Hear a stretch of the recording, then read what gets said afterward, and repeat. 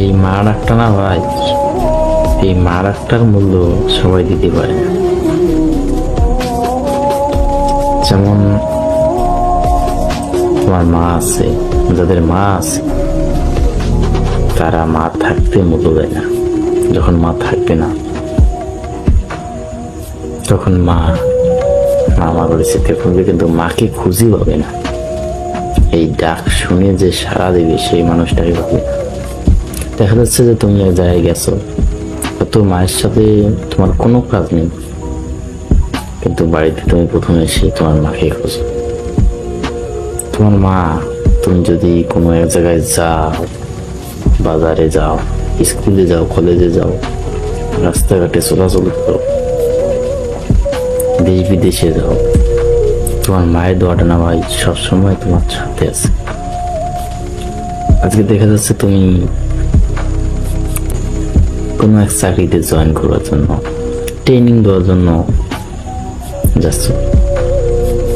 এখন ভাই তোমার মা ফজরের নামাজ পড়ে তোমার জন্য দোয়া করে, কান্না করে যেন তোমার চাকরিটা হয়। সকালকে উঠে রান্না করে তোমাকে খাওয়ায়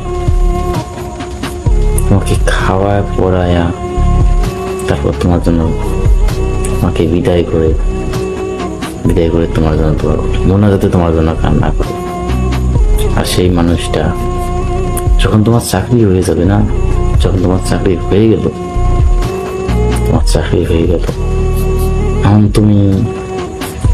তোমাকে ভালো দেখে একটা মেয়ে দেখে বিয়ে দেওয়ার পর আমি সেই মানুষটাকে বলে, কেন ভাই এগুলি কি তার পরিণতি? তো কষ্ট করে তোমাকে মানুষ করলো, নিজে না খাইয়া তোমাকে খাওয়াইলো, এগুলো কি তার পরিণতি? এগুলো তার পরিচয় না ভাই। এটা করো না, তুমি জীবনে শান্তি পাবে না।